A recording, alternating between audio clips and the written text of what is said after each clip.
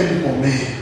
Now lena nto bazasesivala uPaul usebenzisa i-analogy yokuba yi-athletic. Yokuba yi-athlete. Yes. Ama-sports are athletic sports. Now, i-athlete bazalwane ezokugijima ngisho into engafana ngadlula kuyona-ke mina e-Adams College ngangi-athlete. Ma-athletics wawuthi mawugijima kubekwa intambo lapha mfowethu. Le ntambo ozoyishaya he is the winner. Hallelujah. Now sayafundiswa kubugebenganyana sasezabafunda ukuthi masubona ukuthi niyalapha entambeni nibaninganyana lolu sifuba ukuze intambo uyishaye ngani ngesifuba. Amen.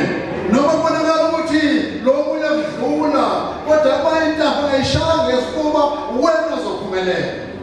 Amen. Noma yazi uma isinamuva liyabukwa yazi Kaizer Chiefs. Kaizer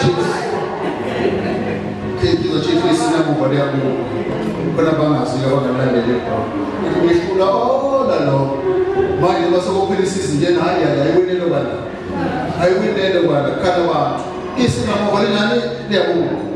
Noma abisibazalwane ukubona ukuthi khona bele behamba phambili eduze kwakho wena lula intambo i-chest uyishaye kuqala intambo wena ozowina. Because now Paul is saying that I'm using the analogy athletic sports.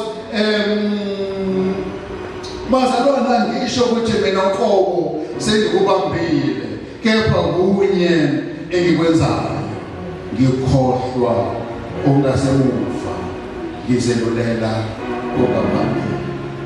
As I close bazalwane, I want us to think about that.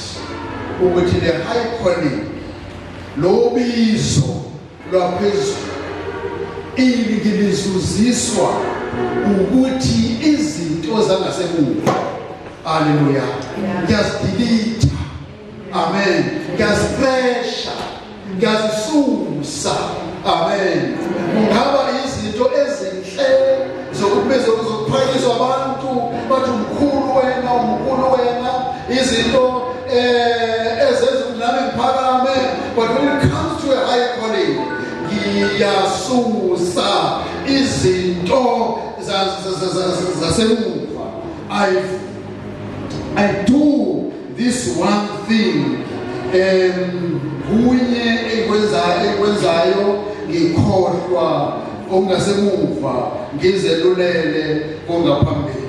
Ngenzeka bathandeka ukuthi there are situations esidlula kuzona lama situations agcwala ekhanda ethu emakhanda ethu and the cloud izingqondo zethu ziyaxokozela inhliziyo zethu ziyaxokozela inhliziyo zethu igcwele yonke I'm sorry to use that word zigcwele inkunkuba zigcwele ububi. But today izothi mina one thing bazalwane. How many? One thing. Amen. One thing. Ukhohlwa bazalwane ongasemuva engizelulele ongaphambili. Amen. What did it take, bazalwane? Today as we go home we say fertility, everything of the past. Hallelujah. If it is not is full of evil things, today you are saying one thing. Amen. Delete it. Susa, Jesus Christ, erase. Amen. Ulala, interest in time, and pume with cleanness of the heart. Enhliziyo eqalekile, egeziwe, ewashiyo, because they've done one thing. Amen. To remove the old stuff and forward looking forward. Amen.